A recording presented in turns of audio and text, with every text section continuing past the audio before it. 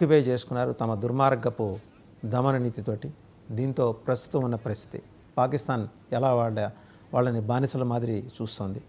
సమగ్రంగా ఒక 360 డిగ్రీస్లో విశ్లేషణ అంచడానికి మనతో ఉన్నారు జియో పొలిటికల్ అఫైర్స్ ఎక్స్పర్ట్ మామిడి గిరిధర్ గారు. నమస్కారం మామిడి గిరిధర్ గారు. నమస్తే మామిడి గిరిధర్ గారు. హోప్ మీ ఆడియో ఓకే అనుకుంటాను. పర్లేదండి, మ్యూట్ ఉంది. సరే, మీకు మీ ప్రేక్షకులందరికీ నా నమస్కారాలండి. రైట్ గిరిధర్ గారు, సో బలూచీల పోరాట గాథల గురించి ఇవాళ కొత్తగా చాలా స్టోరీస్ ప్రపంచం మొత్తం చూస్తుంది. నిన్నటి వరకు వాళ్ళని ఒక తెగ మాదిరి చూసే, అది వాస్తవంగా తెగల సమూహం, అది 44 తెగల సమూహం. వాళ్ళని ఒక తెగలాగా చూసి వాళ్ళని క్లాస్ 4 సిటిజన్స్ లాగా చూస్తూ వస్తున్న పాకిస్తాన్ మీద వాళ్ళు యుద్ధం ప్రకటించారు. బలూచీలు అంటే మేము we are different, we are independent. British వాడు 1877లో వెళ్తూ మమ్మల్ని స్వతంత్ర దేశంగా ప్రకటించెళ్ళాడు. ఇవాళ మీరెవరు మమ్మల్ని ఆక్రమించుకోవటానికి? అటు చైనాకి ఇటు పాకిస్తాన్కి ఇద్దరికి వెస్ట్ పాకిస్తాన్ మాదే, వెస్ట్ పాకిస్తాన్ అనుకున్న సముద్ర జలాలు మావే, మీరు కట్టిన పోర్టు కట్టాలనుకున్న రహదారులు కూడా మావే. వాళ్ళు ఓపెన్ ఛాలెంజ్ విసురుతున్నారు. ఒకసారి ఆ నేపథ్యం వివరించి సబ్జెక్ట్లోకి వెళ్దామండి. ఆఫ్ కోర్స్ బలూచీల యొక్క ఐడెంటిటీ అన్నది డిఫరెంట్ తెగలు ఒక్కొక్కలా దాన్ని వర్ణించుకుంటాయి. కొంతమంది ఏమో వాళ్ళు ఇరానియన్ ఆరిజిన్ నుంచి వచ్చినట్టు వాళ్ళు భావిస్తారు, కొంతమంది ఏమో భారత మూలాల నుంచి వచ్చినట్టు వాళ్ళు భావిస్తారు. సో ఇది ఒక కన్ఫ్యూషన్ అక్కడ ఉన్నది, ఎందుకంటే సరిహద్దు ప్రాంతం కాబట్టి. వాళ్ళలో కొన్ని తెగలు ఎక్కువగా మనకు చూస్తే ఇరాన్ లేదా మన ఆ కోస్ట్ కి సంబంధించినటువంటి ప్రాంతాలకు వాళ్ళు వలస వచ్చారు అని చెప్పేసి ఒక వర్షన్.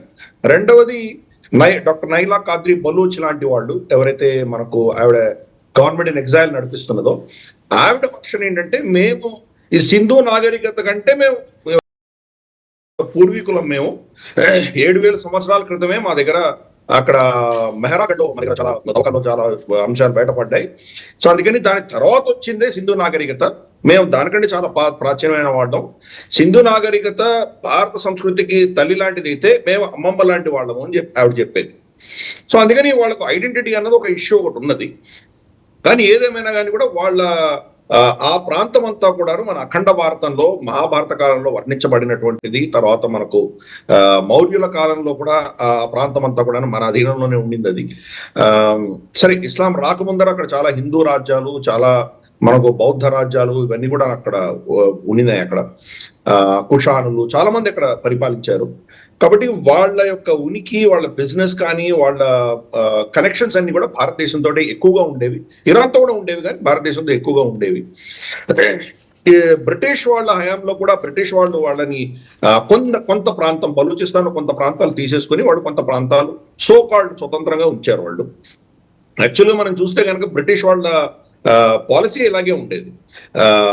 మనకు ఈవెన్ మిగతా భారతదేశంలో కూడా స్వతంత్రం ఇచ్చినట్లే ఇచ్చి మొత్తం వాళ్ళ కంట్రోల్లో పెట్టుకునేవాళ్ళు. అందుకనే మనకు బ్రిటిష్ వాళ్ళు వెళ్ళిపోయినప్పుడు ట్రాన్స్ఫర్ ఆఫ్ పవర్ జరిగినప్పుడు 565 సంస్థానాలు ఉండేవి దేశంలో.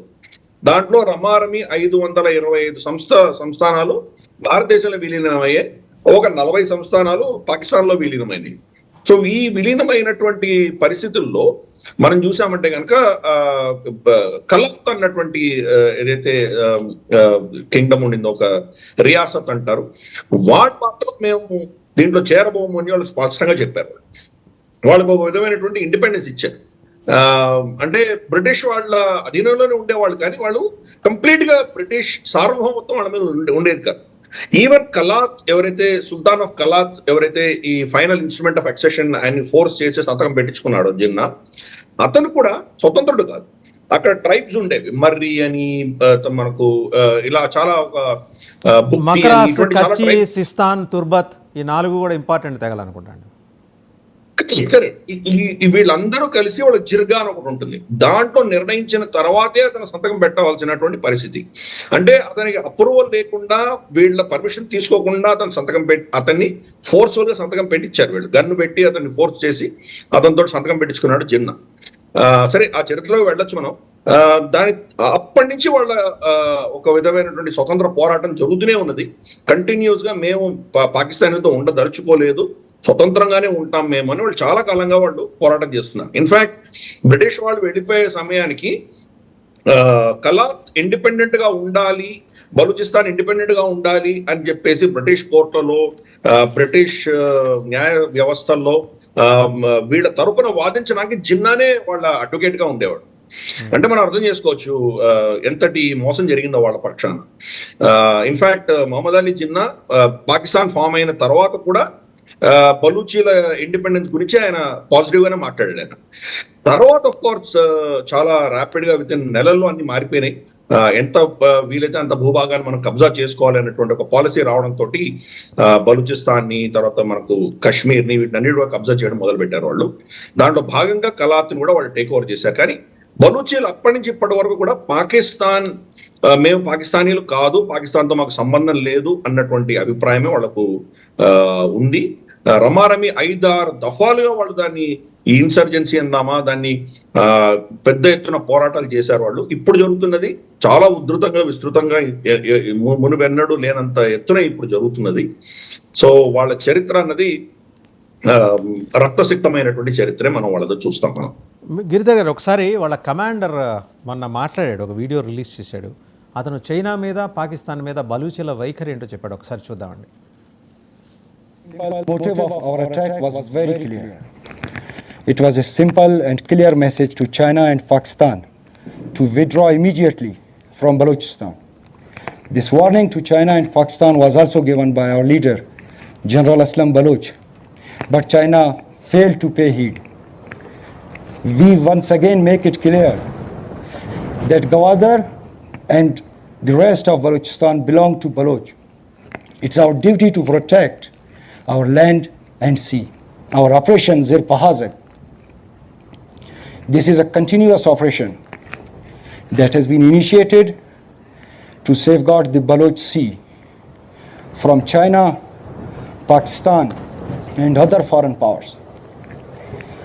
China, you came here without our consent, supported our enemies, helped Pakistani military in wiping our villages. But now it's our turn. Baloch Liberation Army guarantees you that CPAC will fail miserably on Baloch land. Majid Brigade comprises of a large number of volunteers who are ready to sacrifice themselves to protect our land. A special unit in Majid Brigade has been formed particularly to attack Chinese officials and installations in Balochistan. President Xi Jinping, you still have time to quit Balochistan, or you will witness a retaliation from Baloch sons and daughters that you will never forget. Right, చాలా స్పష్టంగా చెప్తున్నాడండి president జీపింగ్. China నేతని, అగ్రనేతని సంబోధిస్తూ చెప్తున్నాడు. అంటే China మీద వాళ్ళకి ఎంత వ్యతిరేకత ఉంది, పాకిస్తాన్ని, చైనాని ఈక్వల్ శత్రువులుగా పరిగణిస్తూ వాళ్ళు బలూచీలు చేస్తున్న ఆ పోరాటం. ఒకసారి అండి 1830s ఆ టైంలోకి వెళ్తే కజకిస్తాన్, ఉజ్బెకిస్తాన్, తుర్కమెనిస్తాన్ ఇవి సెంట్రల్ ఆసియాకి వాణిజ్య మార్గాలుగా ఉన్నాయి. దాని మీద రష్యా, అప్పటి రష్యా పట్టు సాధించిన తర్వాత నెమ్మదిగా ఇటు రావటం గమనించిన అప్పటి బ్రిటిష్ రూలర్స్ దీన్ని ఎలాగైనా ఆక్యుపై చేసుకోవాలని 2 మార్గాల్లో వెళ్తే మహారాజా రంజిత్ సింగ్ ఆయన he did not allow them to pass through Punjab. So they have invented the other way around. అక్కడ కూడా వాళ్ళకి ప్రతిఘటన వచ్చింది లోకల్ బలూచీల నుంచి. అప్పటి నుంచి ఉన్నది కదా ఈ పోరాటం. రష్యాని మొత్తానికి నిలువరించగలిగింది, కానీ బ్రిటిష్ బలూచీలకి సరైన ప్రాతినిధ్యం, అంటే వాళ్ళు కోరుకున్నట్టు వాళ్ళు స్వయం పాలకులుగా ఉందని కోరుకున్నారు కదా, అలాంటిది ఎందుకని ఆ రోజుల్లో ఇవ్వదలుచుకోలేదండి? అంటే బ్రిటిషర్స్కున్న అభ్యంతరాలు ఏంటి? ఆ ప్రాంతంలో వాళ్ళు జనరల్గా ఒకటి కన్నేశారంటే దాంట్లో ఎక్కడ ఖచ్చితంగా మినరల్స్ ఏవో ఉండాలి వాళ్ళకి. ఉత్తిపుణ్యానికి వాళ్ళు ఎక్కడికి వెళ్ళరు, ఏదో వ్యాపార ప్రయోజనాలు రూపాయి వచ్చే మార్గం ఏదో చూసుకుంటారు. అప్పటి నుంచి కన్నేసి ఉంచారు. అంటే మినరల్లీ రిచ్ ఆ area, otherwise potentially important area అంటారా?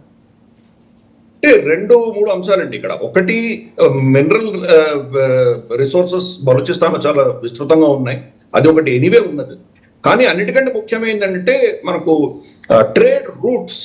మనకు బలూచిస్తాన్ ఎందుకు చాలా కీలకం అంటే కనుక సీ రూట్స్, వామ్ వాటర్స్ అంటారు కదా, అంటే మనకు చూస్తే కనుక ఉత్తరాన ఉన్నటువంటి సముద్రాలు ఏవైతే ఉన్నాయో ఆర్క్టిక్ ఓషన్ కానీ లేదా మనకు యూకే దగ్గర ఉన్నది, స్వీడన్ ఆ ప్రాంతాల్లో ఉన్నవన్నీ కూడా చాలా చల్లగా ఉంటాయి నీళ్ళు, మోస్ట్లీ మంచుతో కూడుకున్నటువంటి ప్రాంతాలు అవన్నీ. ఇక్కడ మన Arabian sea, bay of Bengal, Indian ocean ఇవి వాక్ వాటర్స్.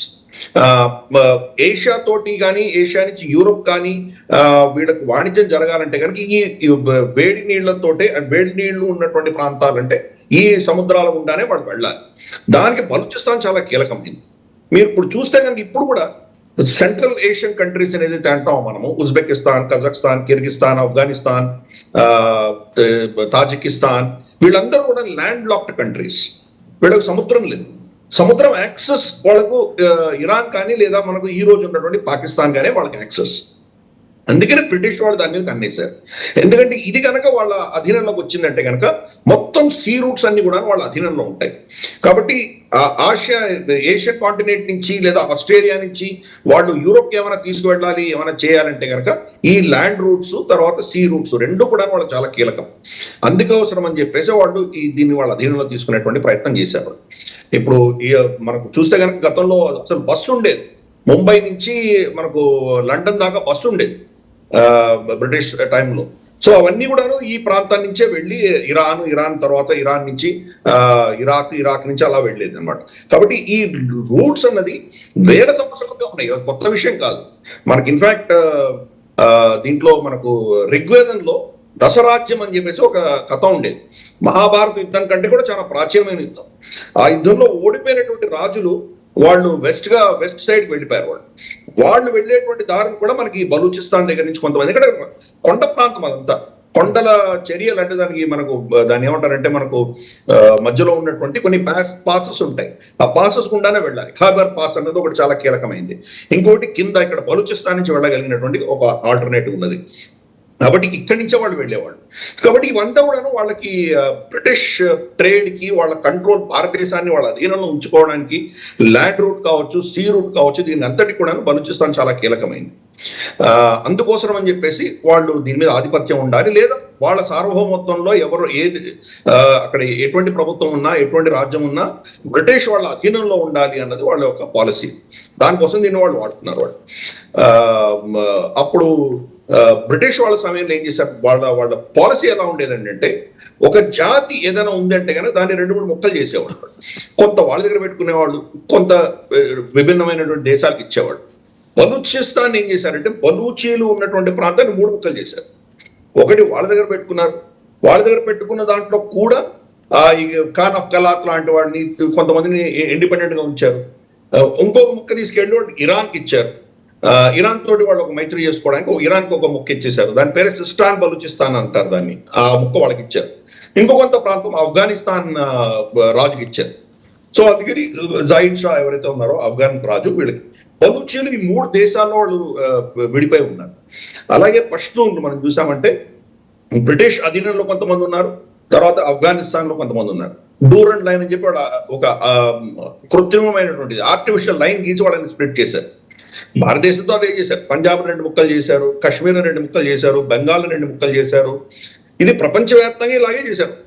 మనకు అక్కడ చూసామంటే ఈవెన్ ఇరాక్, సిరియా, టర్కీ అక్కడ కూడా చూసామంటే కుర్దులు ఉన్నారు. కుర్దిస్తాన్ అని చెప్పేసి కుర్దులు ఉన్నారు. వాళ్ళని 3-4 దేశాల్లో పనిచేశారు. వాళ్ళని తీసుకెళ్ళి కొంతమంది టర్కీలో ఉన్నారు. ఈరోజు టర్కీ ఆ కుర్దులని టెర్రరిస్ట్ గా డిక్లేర్ చేసి వాళ్ళ మీద మరణకాండ చేస్తుంది. కాబట్టి అక్కడ ఒక ముక్క, తర్వాత మనకు నార్దర్న్ ఇరాక్ లో ఒక ముక్క, సిరియాలో ఒక ముక్క, అలాగే ఒక జాతి, ఒక భాష, ఒక తెగ ఉన్నటువంటి ప్రాంతాలన్నింటినీ కూడాను వాళ్ళు ఇలా ఇన్ని ముక్కలుగా వాళ్ళు దాన్ని స్ప్లిట్ చేయడం అన్నది బ్రిటిష్ యొక్క పాలసీ ఉండినప్పుడు. కాబట్టి బలూచీలు కూడా దానివల్ల అప్పుడు దెబ్బతిన్నారు. ఈ బలూచీ పాలిటిక్స్ అంతా కూడాను ఈ బ్రిటిష్ డివైడ్ అండ్ రూల్ పాలసీకి వాళ్ళు పాపం బలైపోయారు వాళ్ళు. అయితే గిరిధర్ గారు, బ్రిటిష్ బలూచిస్తాన్ వాళ్ళు ఆల్రెడీ అది కూడా అద్దెకు తీసుకున్న ప్రాంతమే. వాళ్ళు వెళ్ళిపోయిన తర్వాత పాకిస్తాన్కి అలాగే ఇస్తామని చెప్పి వీళ్ళతో చెప్పారు. జిన్నా కూడా అదే ఇంప్రెషన్ క్రియేట్ చేస్తూ, ఇందాక మీరు అన్నారు కదా, వీళ్ళ తరఫున వాదించి అది ఎక్కడ భారతదేశం చేతిలోకి వెళ్ళిపోతుందేమో అనే ఉద్దేశంతో, అంటే ఒక మాయా పన్నాగం అది, వాళ్ళ తరఫున వాదిస్తున్నట్టు పిక్చర్ ఇచ్చి తర్వాత దాన్ని స్వాధీనించి, మీరు అన్నారే నెలల వ్యవధిలో మొత్తం ఓరియంటేషన్ అంతా మారిపోయింది. ఈ ఆక్రమణలు ఇటు మన కాశ్మీర్ వైపు రావటం అటు వెళ్ళటం టెక్నికల్గా అంటే జియోగ్రఫికల్గా చూస్తే వాళ్ళు మోర్ అటాచ్డ్ టు అటువైపే ఉన్నారు కండి, ఇరాన్ ఆఫ్ఘన్ వైపే అటాచ్ అయినారు. పాకిస్తాన్ తోటి ఎందుకనో వాళ్ళకి సంబంధ బాంధవ్యాలు తక్కువలాగా ఉన్నాయి. కారణం జియోగ్రఫికల్ డిసడ్వాంటేజెస్ లేకపోతే జియోగ్రఫికల్ అడ్వాంటేజెస్ కూడా అయి ఉండొచ్చు. ఈ రెండు రకాలు కూడా ఆలోచించి వాళ్ళు రెండు ముక్కలుగా ఎడగొట్టి వెళ్ళాడు బ్రిటిష్ వాడు వెళ్ళేప్పుడు. ఖాన్ ఆఫ్ ఖలాత్ వాడికి అనుకూలమైన వాళ్ళని పెట్టుకున్నారు, వ్యతిరేకంగా ఉన్న వాళ్ళని చంపేసి పెట్టుకున్నారు.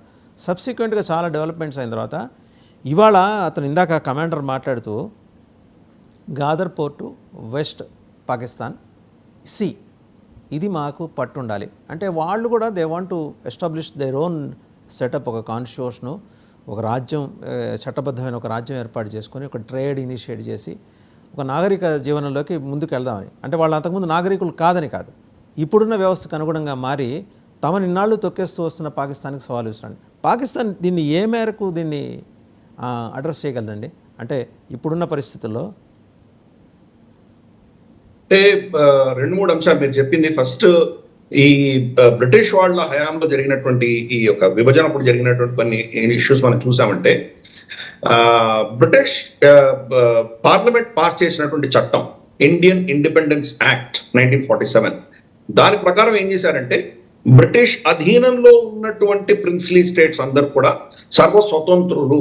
1 ఆగస్ట్కి వాళ్ళకి సర్వస్వతంత్రం ఇచ్చేశారు. వాళ్ళు 15 ఆగస్టుకి బ్రిటిష్ వెళ్ళిపోయారు, కానీ 1 ఆగస్ట్కి వాళ్ళకి స్వతంత్రం ఇచ్చేసి మీరు నిర్ణయించుకోండి, మీరు పాకిస్తాన్తో పాకిస్తాన్లో విలీనం అవుతారా, భారతదేశంలో విలీనం అవుతారా, సర్వ స్వతంత్రులుగా ఉంటారా, మీరే నిర్ణయించుకోండి అని చెప్పి వాళ్ళకి స్వతంత్రం ఇచ్చేశారు. కాకపోతే దాంట్లో కండిషన్ ఉంది, మీరు ఏ దేశంలో విలీనం అవ్వదలుచుకున్నారో ఆ దేశంతో మీ సరిహద్దులు ఉండాలి, సరిహద్దులైనా ఉండాలి, సముద్రమైనా ఉండాలి. ఈ రెండూ లేకుండా మీరు విలీనం అవ్వడానికి వీల్లేదు అని వాళ్ళు కండిషన్ పెట్టారు. ఆ కండిషన్ ప్రకారం చూస్తే కనుక హైదరాబాద్ నిజాం అతను పాకిస్తాన్లో విలీనం అవ్వలేడు. అతనికి 2 ఆప్షన్స్ ఉన్నాయి, ఒకటి భారతదేశంలో విలీనం అవ్వాలి లేదా స్వతంత్రంగా ఉండాలి. స్వతంత్రంగా ఉండాలంటే అక్కడి నుంచి టేక్ ఆఫ్ అయ్యి రావడానికి అతనికి భారత ఎయిర్ స్పేస్ ప్రొవైడ్ చేయకపోతే ఏం చేస్తాడు, ల్యాండ్ లాక్. ఈరోజు ఆఫ్ఘనిస్తాన్ ఉన్నట్టు పరిస్థితి నిజాం కూడా ఉండేది అప్పుడు. కాబట్టి అతను పాకిస్తాన్లో విలీనం అవడానికి ట్రై చేశాడు, కానీ ఆ ఆప్షన్ అతనికి లేదు. కశ్మీర్కి 3 ఆప్షన్స్ ఉన్నాయి, పాకిస్తాన్లో విలీనం అవ్వచ్చు, భారతదేశంలో విలీనం అవ్వచ్చు, లేదా స్వతంత్రంగా ఉండవచ్చు.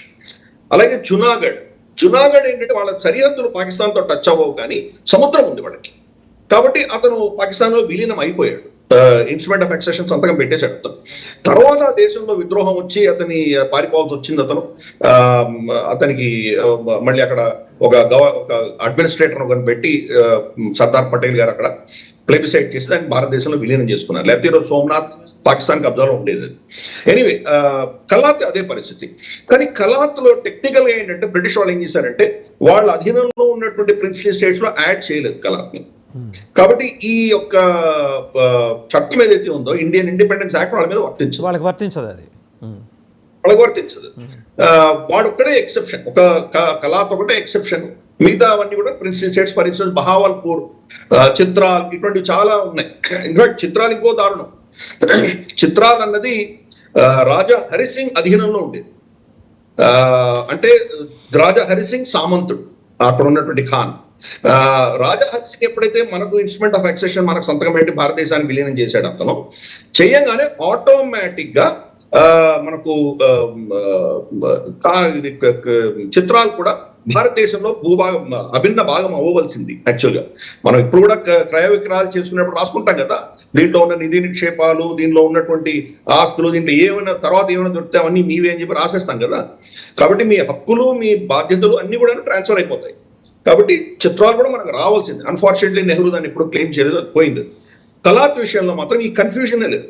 తప్పకుండా వాళ్ళు సపరేట్ గా ఉండవలసినటువంటి పరిస్థితులే వాళ్ళకు ఉన్నాయి. కావాలంటే వాళ్ళు స్వచ్ఛందంగా వాళ్ళు పాకిస్తాన్ లో విలీనం అవ్వాలంటే అవ్వచ్చు, కానీ ఈ చట్టం వాళ్ళకి వర్తించదు. ఆ అంశం ఆర్గ్యూ చేయడానికే జిన్నా వాళ్ళతో ఆర్గ్యూ చేశాడు. కానీ ఈ విలీనం ఎందుకు జరిగింది అని మనం చూసామంటే కనుక వాళ్ళు కొంతమంది డెలిగేషన్ ఢిల్లీకి వచ్చారు. ఢిల్లీకి వచ్చి నెహ్రూ గారిని, కృష్ణమేనన్ని, సర్దార్ పటేల్ని వీళ్ళందరినీ కలిసి వాళ్ళు వచ్చినటువంటి మీటింగ్ చాలా గుప్తంగా ఉంది, ఎవరికి తెలియలేదు, చాలా సీక్రెట్ గా ఉంది. అక్కడ ఒక దాష్టికం ఎవరు చేశారంటే కృష్ణమేనన్ చేశారు.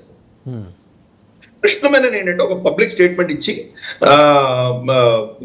ఇట్లా కలాత్ నుంచి వచ్చారు మనుషులు బలూచిస్తాన్ దీనికోసం మాకు భారతదేశం బలూచిస్తాన్ మీద ఎటువంటి కన్ను లేదు, మాకు దాంతో సంబంధం లేదు అని పబ్లిక్ స్టేట్మెంట్ ఇచ్చాడు. అంటే ఇది సిగ్నల్ అన్నమాట జిన్నాకి, వీళ్ళు ఇండిపెండెంట్ గా ఉండే ప్రయత్నం చేస్తున్నారు, మా దగ్గర వచ్చి మా సహాయం కోరడానికి వచ్చారు, వాళ్ళు ఏం చేస్తావు చేయని చెప్పి ఓపెన్ గా జిన్నాకి వికే కృష్ణ మెనన్ చేసినటువంటి ఒక దౌర్భాగ్యపు పైశాచికపు కార్యక్రమం అది.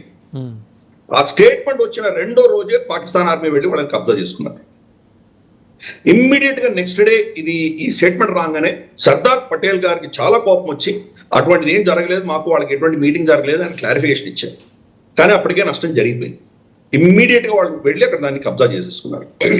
సో అప్పుడు ఉన్నటువంటి నేతృత్వం, భారతదేశంలో ఉన్నటువంటి నేతృత్వానికి ఈ ఎల్లలు, ఈ బార్డర్స్ మనకు ఏవి అడ్వాంటేజ్ గా ఉంటాయి అన్నది వీళ్ళకు అంత అవగాహన లేదు వీళ్ళకి. ఫర్ ఇన్స్టెన్స్ మనకు ఖాన్ అబ్దుల్ గఫార్ ఖాన్, ఆయన ఫ్రంటియర్ గాంధీ అని పిలుస్తాం.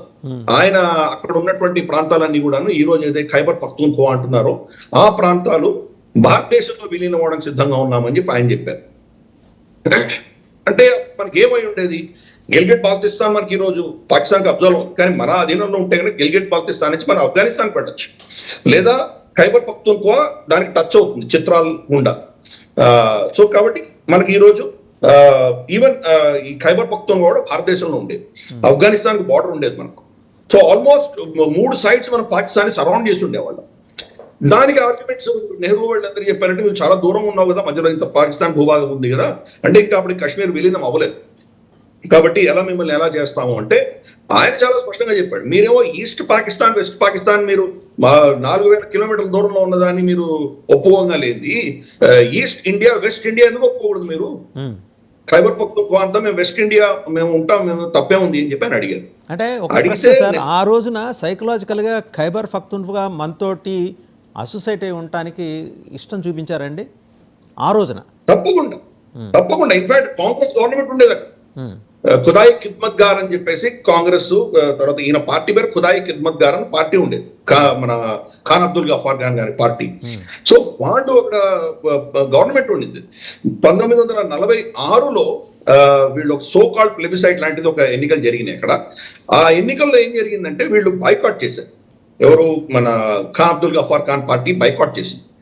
బాయ్కాట్ చేస్తే దాంట్లో ఎలక్షన్ వాళ్ళు చెప్పింది ఏంటంటే మీరు ఇస్లాంకి ఓటేస్తారా కాఫిర్లకు ఓటేస్తారా అంటే దీని ఆధారంగా వాళ్ళు ఎవరంటే మన ముస్లిం లీగ్, జిన్నా వాళ్ళ ముస్లిం లీగ్ అక్కడ గెలిచారు వాళ్ళు. ఇన్ఫాక్ట్ వీళ్ళు బాయ్కాట్ చేసిన ఎలక్షన్ వాళ్ళు గెలిపించి వాళ్ళకి అప్పచెప్పారు. అక్కడ జరిగిన విషయం అది. ఖాన్ అబ్దుల్ గఫార్ ఖాన్ కూడా భారతదేశానికి పిలిచి నెహ్రూ గారు, జిన్నా గారు, నెహ్రూ గారు తర్వాత మన గాంధీ గారు ఇద్దరు ఆయనకి ఏం చెప్పారంటే, నువ్వు జిన్నాతో కోఆపరేట్ చేయి, నువ్వు కూడా పాకిస్తాన్ లో చేరకపోతే పాకిస్తాన్ చాలా చిన్న దేశం అవుతుంది, పాకిస్తాన్ వయబుల్ దేశం కాదు, దానికి ఉండవలసిన వనరులు లేవు, దానికి ఉన్నటువంటి భూభాగం లేదు, అంత చిన్న దేశం ఎక్కువ కాలం బతకడం చాలా కష్టం, కాబట్టి పాకిస్తాన్ ని ఒక సంపన్నమైన దేశంగా తీర్చిదిద్దడానికి నువ్వు సహాయం చేయని చెప్పి నేను పంపించాను. అంటే వీళ్ళకి అక్కర్లేని దయా, జాలి, కరుణ, కటాక్షం అన్ని చూపించేశారు. వీళ్ళకి అవసరం పాకిస్తాన్ దేశము సక్సెస్ అవ్వాలి అని కోరుకున్న వాళ్ళలో మొదటి వాళ్ళు మన భారతదేశంలో ఉన్నటువంటి నేతృత్వం, చిన్న కంటే ఎక్కువ మనం కోరుకున్నాం. అది అక్కడ ఉన్నటువంటి దౌర్భాగ్యం. ఎనీవే, ఇప్పుడు మీ స్క్రీన్ లో చూపిస్తున్నటువంటి మ్యాప్ బహుశా మీరు కరెక్ట్ చేయాల్సి వస్తుంది. అది పిఓజేకే గిల్గిట్ బాల్టిస్తాన్ కూడా పాకిస్తాన్ లో చూపిస్తున్నారు వాళ్ళు, అది కట్ చేయాలి. సో ఇది మనకు అంటే ఇవి నెరేటివ్ వార్, ఇదంతా కూడా నెరేటివ్ వార్. ఇప్పుడు ఫర్ ఇన్స్టెన్స్ మీరు బలూచిస్తాన్ ఫోటో చూపిస్తున్నప్పుడు ఒక ట్రయాంగిల్ చూస్తారు మీరు అక్కడ కార్నర్. ఆ ట్రయాంగిల్ ఇన్ఫాక్ట్ మనకు అఖండ భారతం పోస్టర్ పెట్టేవాళ్ళు కూడా ఇదే దాంట్లో యాడ్ చేస్తారు, ఇప్పుడున్నటువంటి పాకిస్తాన్ యాడ్ చేస్తారు. అంటే సిస్టాన్ బలూచిస్తాన్ అఖండ భారతంలో ముక్క కాదా? ఆఫ్ఘనిస్తాన్ లో ఉన్నటువంటి బలూచిస్తాన్ అఖండ భారతమే. అంటే ఒక మాట చెప్పాలంటే, ఇప్పుడు మనం మిథాలజీ అనేది పక్కన పెడతాం, మహాభారతం చరిత్ర అదేం మిథాలజీ కాదు. ఆఫ్ఘనిస్తాన్ నుంచి కాందహార్ నుంచి అక్కడి నుంచి తెచ్చుకొని కదా ఈ శకుని వీళ్ళంతా ఆపరేట్ చేసింది. సో అక్కడ వరకు మందే అఖండ భారతే.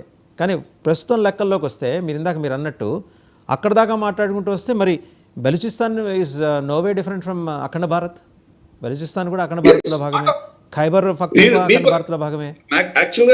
యాక్చువల్గా నిన్న అంటే మే 3వ తారీఖు, మే 3, 4, మే 1 నుంచి 3-4 రోజులు పెద్ద మేళా జరిగింది బలూచిస్తాన్లో, హిందువుల మేళా. ఇది ఏంటంటే అక్కడ ఉన్నటువంటి హింగ్లాజ్ మాత ఒక శక్తిపీఠం. హింగ్లాజ్ మాత శక్తిపీఠంలో వాళ్ళ ఏమంటారంటే మన జాతర లాంటిది అనుకుందాం, కుంభమేళా లాంటిది. లక్షల్లో హిందువులు వెళ్ళారు. ఇప్పటికి కూడా అక్కడ మీకు బలూచిస్తాన్లో చాలా మంది బలూచి హిందువులు ఉన్నారు, బలూచి సాధువులు ఉన్నారు, బలూచి బ్రాహ్మణులు ఉన్నారు, బలూచి పూజారులు ఉన్నారు. అక్కడ వాళ్ళ ఇష్టదైవం నాని మందిర్ అని పిలుస్తారు.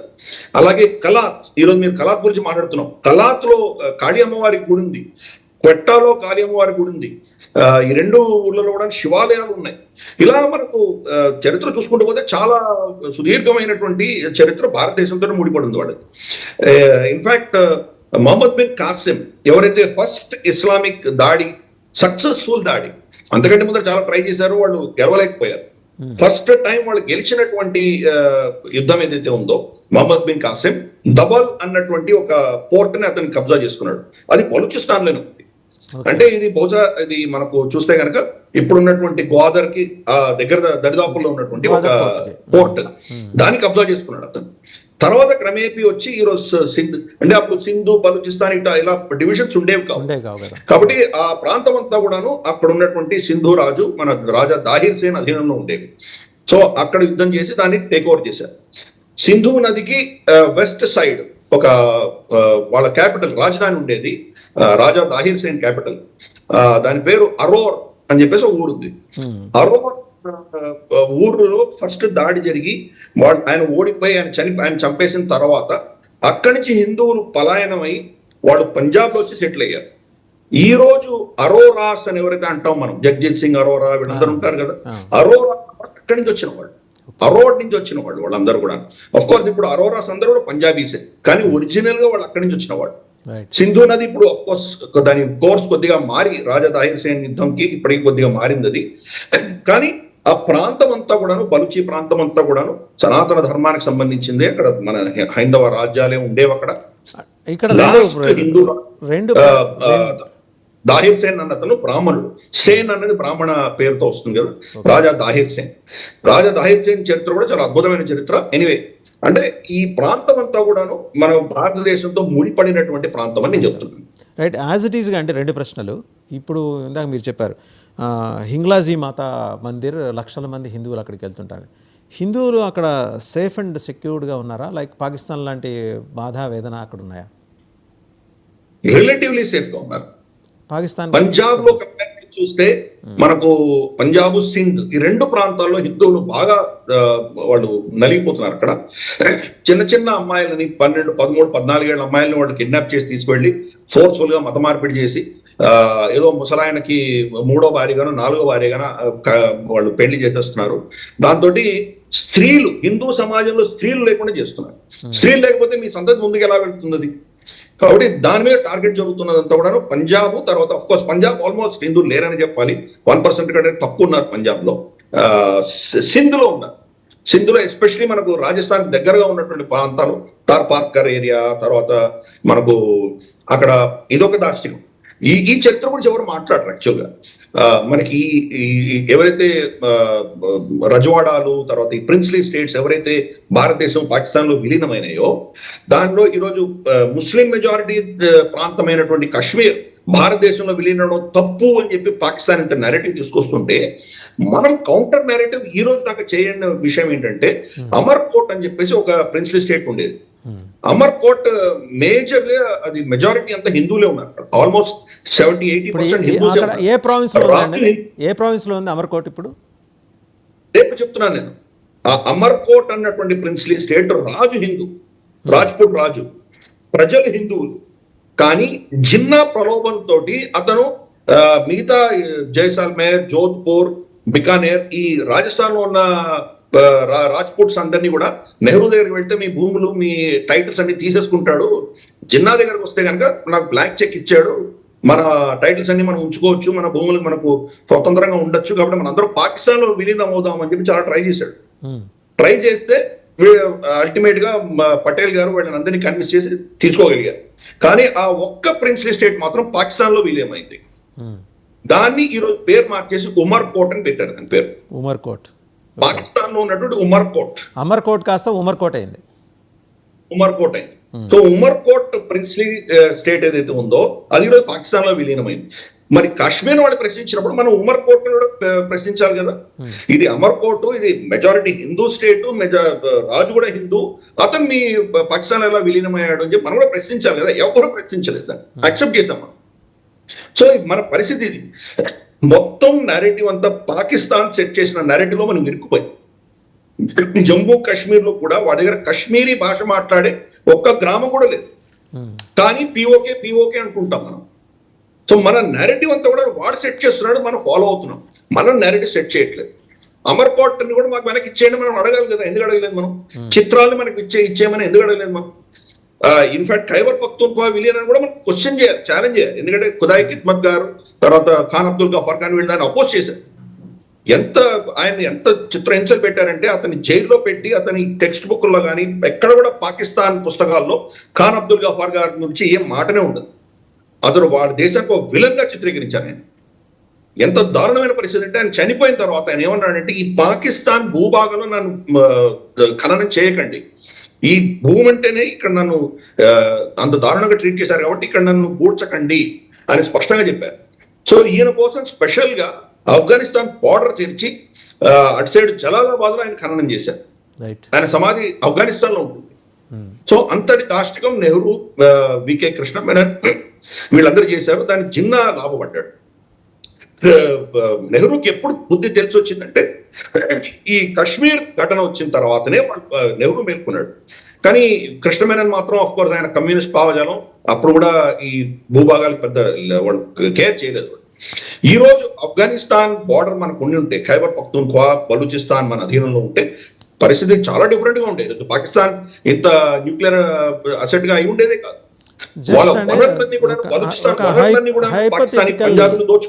సార్, ఒక హైపోథెటికల్ విజువలైజేషన్, జస్ట్ కాసేపు మనతోనే ఉన్నాయని అనుకొని ఒక మాట జియోగ్రాఫికల్గా ఆ స్ట్రక్చర్ ఎలా ఉండేది, మన అడ్వాంటేజెస్ ఎలా ఉండేవి, as if they are both of them are with us now. Khyber Pakhtunkhwa కావచ్చు, బలూచిస్తాన్ కావచ్చు, ఉండుంటే మనకున్న అడ్వాంటేజ్ ఏమై ఉండేది కొంచెం వివరిస్తారా?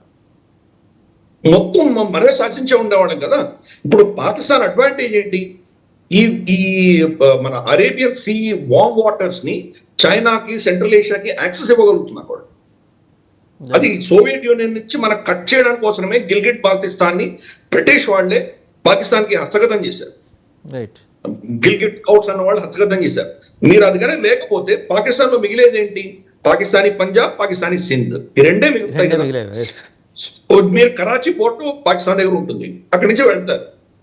పంజాబ్ దాటి ఎక్కడికి వెళ్తారు? మీరు ఎక్కడికి వెళ్ళలేరు కదా. పైన ఉన్నటువంటి పిఓజేకే, గిల్గిట్ బాల్టిస్తా, కింద ఉన్నటువంటి బలూచిస్తాన్, ఇదంతా భారతదేశం. అంటే లిటరల్ చెప్పాలంటే మన ఏదో మన దేశంలో ఒక 2 స్టేట్స్, ఫర్ ఇన్స్టెన్స్ ఏదో మనకు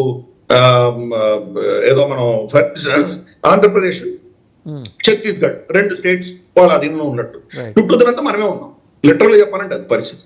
కాబట్టి ఈ సెంట్రల్ ఏషియాకి యాక్సెస్ కానీ, లేదా మనకు చైనాతో యాక్సెస్ కానీ, ఇవన్నీ కూడా కంప్లీట్ గా మనం డిక్టేట్ చేసి ఉండేవాళ్ళం. ఈరోజు పాకిస్తాన్ అంత శక్తి ఉండేది కాదు. ఇన్ఫాక్ట్ వాళ్ళ న్యూక్లియర్ డెటనేషన్ కూడా బలూచిస్తాన్ లో చేశారు. న్యూక్లియర్ టెస్ట్ కూడా చగాయి అని ఉంది, అక్కడ చేశారు. ఈ రోజు వాళ్ళ ఇస్లామాబాద్, లాహోర్ లో వాళ్ళ ఇళ్లలో గ్యాస్ వస్తుందంటే అది సూయి గ్యాస్ బలూచిస్తాన్ నుంచి వస్తుంది. బలూచిస్తాన్ లో ఉన్నటువంటి సూయిలోనే అక్కడ ఉన్నట్టు ప్రజలకి గ్యాస్ లేదు, క్వెట్టాలో గ్యాస్ లేదు. కానీ ఇదంతా కూడా పంజాబీలు దోచుకుంటున్నారు. అక్కడ ఉన్నటువంటి రికోటిక్ అని చెప్పేసి ఒక పెద్ద మైన్ ఉన్నది. మైన్ లో చాలా అద్భుతమైన ఖనిజాలు ఉన్నాయి, బంగారం ఉన్నది, రేర్ ఎర్త్ మినరల్స్ ఉన్నాయి. అవన్నీ కూడాను వాళ్ళు వెస్టర్న్ దేశాలకు అమ్మేశారు. అమ్మేస్తే కనుక వాళ్ళు దాన్ని అక్కడి నుంచి ఎక్స్ట్రాక్ట్ చేయలేనటువంటి పరిస్థితి, వాళ్ళు తీసుకోలేనటువంటి పరిస్థితుల్లో ఆర్బిట్రేషన్ వెళ్తే పాకిస్తాన్ మీద పెద్ద ఫైన్స్ మోపారు.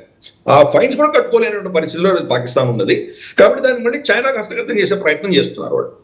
సో ఇదంతా కూడా ఏంటంటే ఈ వనరులను దోచుకుని వాళ్ళ పర్సనల్ బ్యాంకులు, వాళ్ళ పర్సనల్ ఆస్తులు పెంచుకునే దిశగా వాళ్ళ ఆర్మీ, వాళ్ళ వడేరాలు అంటారు, అంటే మన జమీందార్ లాంటి వాళ్ళు, భూస్వాములు ఎవరైతే ఉంటారో వాళ్ళ ఖజానాలు నింపుకోవడానికి మాత్రమే దీన్ని రూట్ చేసుకుంటున్నారు. అందుకనే అక్కడ రెసిస్టెన్స్ తగ్గట్లేదు.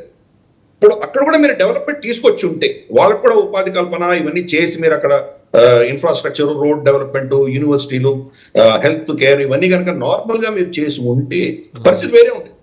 ఎందుకంటే పాకిస్తాన్ అన్నది ఎప్పుడు కూడా దేశం కాదు. ఏ దేశం ఎలా ఉంటుందంటే వాళ్ళ ప్రజలందరికీ కూడా ఏదో బాగు చేయాలన్నట్టు ఆలోచన ఉంటుంది. అది దేశం కాదు, ఒక ఐడియాలజీ. ఐడియాలజీ ఏంటి వాళ్ళ ఐడియాలజీ? అదేదో ముస్లిం ఇస్లామిక్ ఐడియాలజీ కూడా కాదు, భారతదేశానికి వ్యతిరేకం అంతే. వాళ్ళకు ఉన్న ఒకటే ఐడియాలజీ అంటే hate India, hate Bharat. So అది వాళ్ళని ఎంత దూరం తీసుకెళ్ళలేదు కదా. కాబట్టి ఆ ఐడియాలజీలో వాళ్ళు ఏం చేశారంటే సేమ్ బ్రిటిష్ వాళ్ళు ఎలాగైతే వాళ్ళ ప్రావిన్సెస్ నుంచి, వాళ్ళ కాలనీస్ నుంచి వాళ్ళు ఎలాగైతే రక్తం పీల్చారో పాకిస్తానీ పంజాబీలు అదే చేస్తున్నారు. వాళ్ళ చుట్టుపక్కల ఉన్నటువంటి ప్రావిన్సెస్ అన్నింటి నుంచి వాళ్ళు వనరులు లాగడం తప్ప ఇంకేం చేయట్లేదు. బలూచిస్తాన్ పీల్చిపిచ్చేశారు. అక్కడ ఏమి వాళ్ళకి ఏం ఆపర్చునిటీ? యాజ్ ఇట్ ఈస్ గా బలూచీలకి వాళ్ళ దగ్గర ఏం లేదా అండి? యాజ్ ఇట్ ఈస్ గా రిజర్వ్స్ ఏం లేవా? రిసోర్సెస్ ఉన్నాయి, మినరల్స్ ఉన్నాయి, అవన్నీ వీళ్ళు తీసుకెళ్ళిపోతున్నారు. పాకిస్తానీ పంజాబీ వాళ్ళు ఎక్స్ప్లోర్ చేసుకోలేకపోతున్నారు. వాళ్ళని అలౌ చేయట్లేదు, పర్మిట్ చేయట్లేదు. 2% ఇస్తున్నారు. 98% రాయల్టీస్ అన్ని వీళ్ళు తినేసి 2% రాయల్టీస్ బలూచిస్తాన్కి ఇస్తున్నారు. ఆ 2% కూడా బలూచిస్తాన్ లో పాకిస్తాన్ స్టేట్ ని సమర్థిస్తున్నటువంటి కొన్ని శక్తులు ఉంటాయి. ఏ సమాజంలో అందరూ ఉంటారు. ఇప్పుడు సర్ఫరాజ్ బుక్తి అని చెప్పేసి చీఫ్ మినిస్టర్ ఉన్నాడు. ఇతను పాకిస్తానీ ఆర్మీకి, పాకిస్తాన్ గవర్నమెంట్ కి ఒత్తాసు పలికేటువంటి వ్యక్తి. మరి బుక్తి ట్రైబ్ లో వచ్చినటువంటి వ్యక్తి. సో కాబట్టి అటువంటి వాళ్ళని వీళ్ళకి కావాల్సినటువంటి కొంతమందిని కీలు బొమ్మలు పెట్టుకున్నారు. వాళ్ళు తినేస్తున్నారు ఆ పైసలు. అంటే వాట్ ఎగ్జాక్ట్లీ బ్రిటిష్ డిడ్, వీళ్ళు కూడా అదే చేశారు, వాళ్ళు అదే చేస్తున్నారు. సో ఇది ఈ చైనా మోడల్ అదే. చైనా చైనీస్ ప్రాంతం తీసేస్తే మిగతావన్నీ కూడా కబ్జా చేసుకున్న ప్రాంతాలే. మంగోలియా, ఇన్నర్ మంగోలియా కబ్జా చేసుకున్నారు, మంచూరియా కబ్జా చేసుకున్నారు, టిబెట్ కబ్జా చేసుకున్నారు, జింజియాక్ కబ్జా చేసుకున్నారు, యూనాన్ కబ్జా చేసుకున్నారు. 5 ప్రావిన్సెస్ వాళ్ళు కబ్జా చేసుకున్నారు. అలాగే పంజాబీలు కూడా గిల్గిట్ బాల్టిస్తాన్ కబ్జా చేసుకున్నారు, పిఓజేకే కబ్జా చేసుకున్నారు, ఖైబర్ పఖ్తూన్ఖ్వా ఆఫ్ఘనిస్తాన్కి వెళ్లాల్సింది వీళ్ళు కబ్జా చేసుకున్నారు, బలూచిస్తాన్ స్వతంత్రంగా ఉండాల్సిందని కబ్జా చేసుకున్నారు. సింధ్ ఆఫ్ కోర్స్, సింధు కూడా ఇన్ని ప్రాంతాలు ముక్కలైనప్పుడు సింధు కూడా 2 ముక్కలు చేయవలసింది. కొంతమంది థార్ పార్కర్ మన థార్ డెజర్ట్ ప్రాంతాలంతా కూడా హిందూ ప్రాంతాలని భారతదేశానికి ఇవ్వవలసింది, వాళ్ళు ఇవ్వలేదు బ్రిటిష్. సో కాబట్టి ఇవన్నీ కూడా కబ్జా చేసుకుని ఒక పంజాబీ ఎలీట్ మాత్రం దాన్ని వీళ్ళ రక్తాలు తాగుతున్నారు. దాంతో ఇక్కడ రెసిస్టెన్స్ బిల్డ్ అన్ని వస్తుంది అనమాట. దీంట్లో మళ్ళీ ఒక డెమోక్రటిక్ గా శాంతియుతంగా పోరాటం చేస్తున్న వాళ్ళనేమో అరెస్ట్ చేసి జైల్లో పెట్టి చిత్రహింసలు పెడుతున్నారు. మహారాంగ్ బలోచ్ ఆవిడ, డాక్టర్ మహారాంగ్ బలోచ్ ఆవిడ శాంతియుతంగా కోట్లాది మందిని ఆవిడ వీధిలోకి తీసుకురాగిన కెపాసిటీ ఆవిడకుంది. ఆవిడ తీసుకెళ్లి జైల్లో పెట్టారు. మనకు పెషావర్ ప్రాంతంలో చూస్తే కనుక మంజూర్ పష్తీన్ ఆయన వచ్చి పష్తూన్ తెహఫూజ్ మూవ్మెంట్ అని PTM అని శాంతియుతంగా ఆయన పోరాటం నడిపిస్తున్నాడు. ఎక్కడ కూడా వీళ్ళిద్దరూ పాకిస్తాన్ నుంచి మేము విడిపోవాలి, మాకు స్వతంత్రం కావాలని అడగలేదు, మా హక్కులు కావాలని అడుగుతున్నారు. డిసపియర్డ్ మా వ్యక్తుల్ని మీరు ఎత్తుకుపోయి వాళ్ళని ఏం చేశారో మాకు తెలియదు, చంపారో, వాళ్ళని ఏం చేశారో మాకు తెలియదు, వాళ్ళ ఉనికి కావాలి, వాళ్ళ ఆచూక్యలు మాకు కావాలి, వాళ్ళకి తిరిగి ఇవ్వండి అని ఆవిడ అడుగుతుంటే మాకు మౌలికమైన సదుపాయాలు కావాలి. మాకు ఇక్కడ మా వనరులన్నీ మీరు కొల్లగొట్టి మీరు ఎలక్ట్రిసిటీ, మైన్స్, మినరల్స్ అన్ని మీరు తీసుకెళ్తుంటే మాకు ఇక్కడ పఠాన్లకు మాకు గతి లేని పరిస్థితుల్లో ఏదో గల్ఫ్ లో అక్కడెక్కడ పోయి పనిచేసుకోవాల్సిన పరిస్థితి మాది. కాబట్టి మాకు ఇక్కడ మౌలిక సదుపాయాలు కలిగించండి అని మంజూర్ పష్తీన్ అడుగుతున్నాడు. వీటిద్దరిని జైల్లో పెడితే డెమోక్రాటిక్ గా శాంతియుతంగా అడిగిన వాళ్ళని మీరు లాంచ్ చేస్తే ఆబ్వియస్లీ ఇంకా నెక్స్ట్ ఆల్టర్నేటివ్ వాళ్ళు గన్నులు పట్టుకుంటారు. అందుకని అక్కడ మనం చూస్తే టీటీపీ తహరీకే తాలిబాన్ పాకిస్తాన్ ఉంది, అలాగే ఇక్కడ వచ్చేసి Baluchi liberation front, Baluchi liberation army వీళ్ళందరూ కలిసి వీళ్ళు స్టార్ట్ చేశారు. వీళ్ళ ఇద్దరి యొక్క ఏంటంటే concentration Pakistan state, Pakistan army వీళ్ళే వాళ్ళకి టార్గెట్స్. కానీ వీళ్ళ ఏమిటంటే మన ఐడియాలజీస్ డిఫరెంట్. టీటీపీ వచ్చేసి వాళ్ళు షరియాని ఇంప్లిమెంట్ చేయాలి, ఇస్లాంని ఇంప్లిమెంట్ చేయాలని వాళ్ళు అనుకుంటే వీళ్ళు సెక్యులర్ భావజాలంతో వీళ్ళు బలూచ్ లిబరేషన్ ఆర్మీ వీళ్ళందరూ ఒక స్వతంత్ర దేశం కావాలని వీళ్ళు కోరుకుంటున్నారు. కానీ ఇద్దరు టార్గెట్ కూడా పాకిస్తాన్ ఆర్మీ, పాకిస్తాన్ ప్రభుత్వం. సో దీనికి కారకులు ఎవరు? మీరే కదా.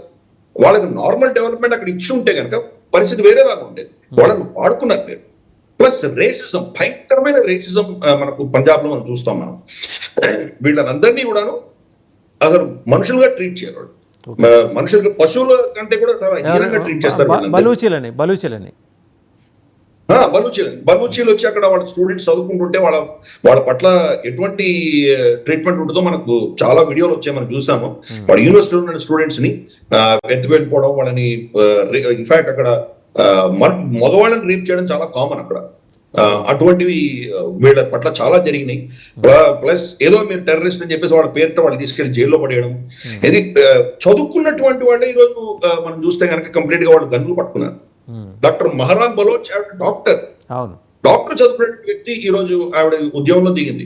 అలాగే మనకు అక్కడ కన్ఫ్యూషియస్ ఇన్స్టిట్యూట్ కరాచీలో ఉన్న దాన్ని సూసైడ్ బాంబింగ్ చేసుకున్నటువంటి స్త్రీ కూడా పోస్ట్ గ్రాడ్యుయేట్, మంచి ఉద్యోగం ఉండి పిల్లలు ఉన్నటువంటి చిన్న పిల్లలు ఉన్నటువంటి వ్యక్తి ఆవిడ సూసైడ్ బాంబ్ తాను పేల్చుకొని చైనీస్ చంపేసింది అక్కడ కరాచీలో, కన్ఫ్యూషియస్ ఇన్స్టిట్యూట్ లో, కరాచీ యూనివర్సిటీలో చంపింది ఆవిడ. అంటే వాళ్ళు చదువుకున్నటువంటి వాళ్ళు ఇటువంటి పరిస్థితికి వస్తున్నారంటే దానికి కారణం ఎవరు? ఇది అక్కడ ఉన్నటువంటి పరిస్థితి. బలూచీలు అన్ఫార్చునేట్లీ వాళ్ళని సర్వనాశనం చేయాలని నిర్ణయించుకుంది పాకిస్తాన్ ఆర్మీ, పాకిస్తాన్ ఎస్టాబ్లిష్మెంట్. బంగ్లాదేశ్ నాకైతే వీళ్ళు లక్షలాది మంది స్త్రీలని వీళ్ళు మానభంగాలు చేసి వాళ్ళ డిఎన్ఏ మార్చేసి రాబోయే తరాలందరూ కూడా పంజాబీ రక్తంతో పుట్టాలని వాళ్ళు ఎలా చేశారో అదే పరిస్థితి బలూచిస్తాన్ లో కూడా చేస్తున్నారు. ఈ రోజు బలూచిస్తాన్ లో పరిస్థితి ఏంటంటే బలూచిస్తాన్ లో బలూచీల సంఖ్య మెజారిటీ కాదు ఈరోజు.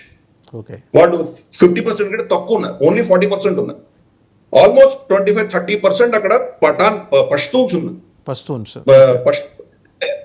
తర్వాత చాలా దారుణమైన పరిస్థితి ఏంటంటే చైనీస్ సంఖ్య పెరుగుతుంది. ఇక్కడ అక్కడికే వస్తున్నారు సార్. ఈ చైనీస్ పర్స్పెక్టివ్లో బలూచీస్ చైనీస్ని ఎట్లా చూస్తున్నారు? ఎందుకంటే ఇందాక కమాండర్ మాట్లాడిన ఆ వీడియోలో అతను మాట్లాడింది without hour consent you came in అన్నాడు. అంటే చైనీస్ ఎక్సెసెస్ అంత దారుణంగా ఉన్నాయండి అక్కడ గాదర్ పోర్ట్ దగ్గర. అంటే మనం చైనా యొక్క పొలిటికల్ స్ట్రక్చర్ అర్థం చేసుకుంటే ఇవన్నీ అర్థమవుతాయి మనం. ఇక్కడ మన దేశంలో పరిస్థితి ఏంటంటే ఎన్నికలు ఉన్నాయి కాబట్టి ప్రజలు ఏమనుకుంటారో, ప్రజలు ఎలా ప్రవర్తిస్తారో, వాళ్ళ భావం ఏంటో దాని మీద మనకు అవగాహన ఉండాలి, దాని మీద ఫోకస్ ఉండాలి. అది లేకపోతే మీరు గెలవలేదు. చైనాలో అటువంటి పరిస్థితి లేదు. ప్రజలు అన్నది వాళ్ళకి అక్కర్లేదు.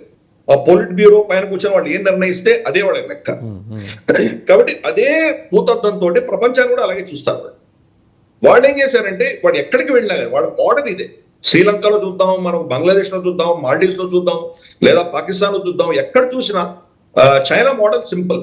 అక్కడ ఉన్నటువంటి నేతృత్వాన్ని కొనేసుకుంటారు, వాళ్ళు లీడర్షిప్ ని కొంటారు. బ్రిటిష్ కూడా అదే చేసింది కదండి అంతకుముందు. యాక్చువల్ బ్రిటిష్ ఫార్ములాయే కదా అది, లీడర్షిప్ ని కొనటం, డివైడ్ చేయటం. కొలోనియల్ ఫార్ములా అది, బేసిక్ గా కొలోనియల్ ఫార్ములా. చైనా బ్రిటిష్ సామ్రాజ్యం కొలాప్స్ అయిన తర్వాత ఇప్పుడు ప్రపంచంలో ఉన్నటువంటి లార్జెస్ట్ కొలోనియల్ పవర్ ఏదైనా ఉందంటే కనుక అది అమెరికా, సెకండ్ చైనా. ఈ రెండే మేజర్ కొలోనియల్ పవర్స్ ఈ రోజు ప్రపంచంలో. సో చైనా కూడా అదే చేసింది, దానే మోడలే ఇది పాకిస్తాన్ కూడా ఫాలో అవుతుంది.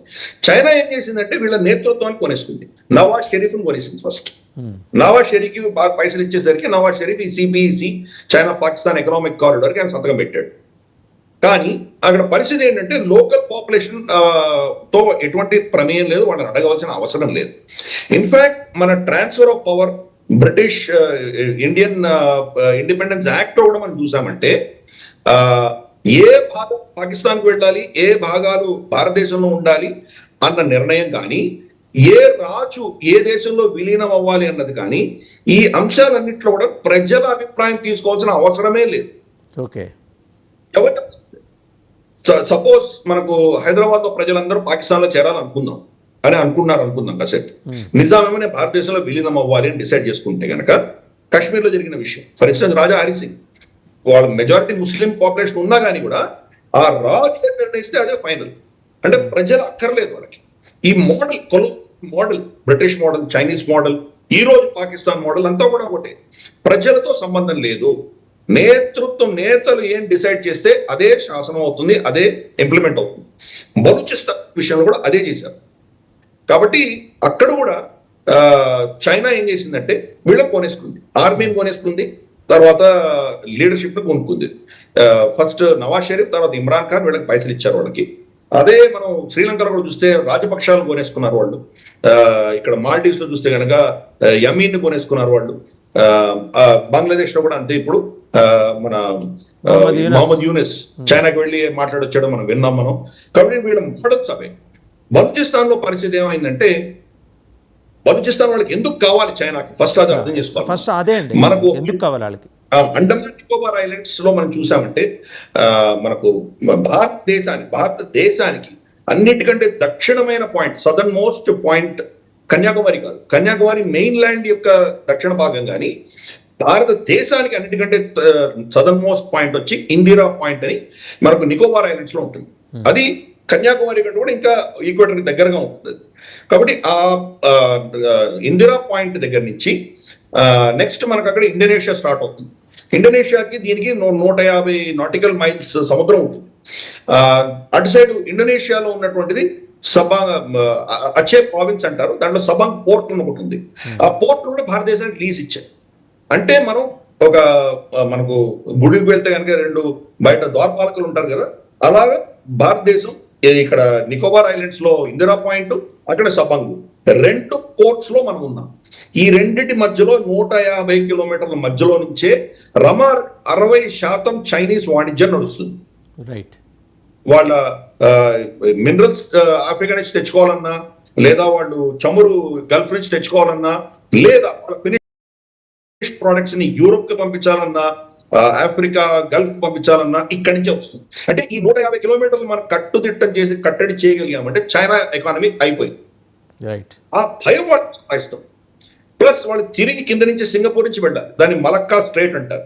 మలక్కా స్ట్రేట్ కొన్ని ప్రాంతాల్లో మహా అంటే ఒక 25-30 కిలోమీటర్ల కంటే ఎక్కువ ఉండదు.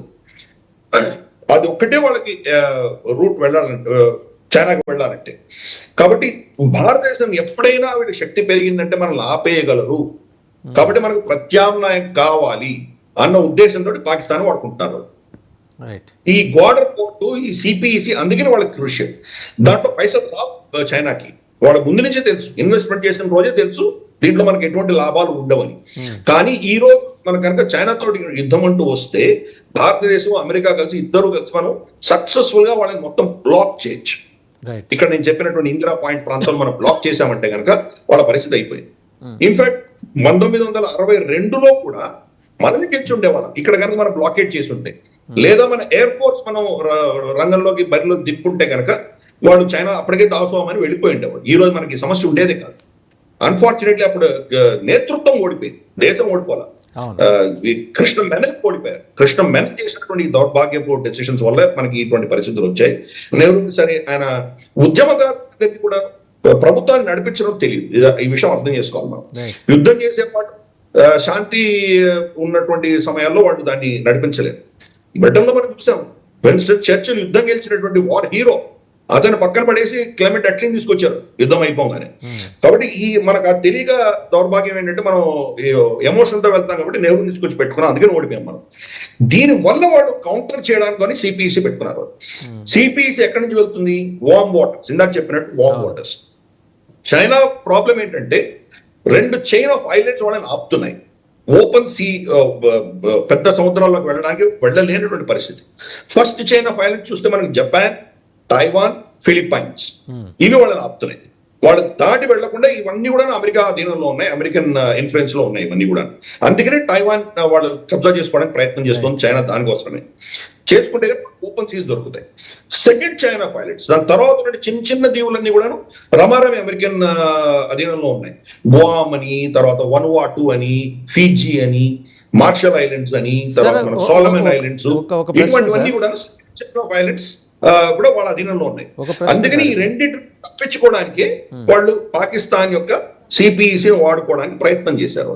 సార్ ఒకటి, ఇప్పుడు ఈ గ్వాదర్ పోర్ట్ని మనం అంటే ఇప్పుడు యుద్ధం జరుగుతోంది, జరగబోతుంది అనుకుందాం, స్ట్రాటజిక్గా జరుగుతున్న డెవలప్మెంట్స్ని బట్టి జరిగిన తర్వాత మనం విత్ ద హెల్ప్ ఆఫ్ ఈ Khyber Pakhtunkhwa and Balochistan liberation army, అంటే ఇవేవి నేరుగా ఒప్పందాలు ఉండకపోవచ్చు, హిడెన్గా వాళ్ళ సాయంతో మనం ఆ గ్వాదర్ పోర్ట్ మీద అటాక్ చేసి దాన్ని క్యాప్చర్ చేస్తే మనకి ఈ ల్యాండ్ అండ్ సీ, ఈ రెండింటి మీద మనకి ఆధిపత్యం వస్తుందంటారా?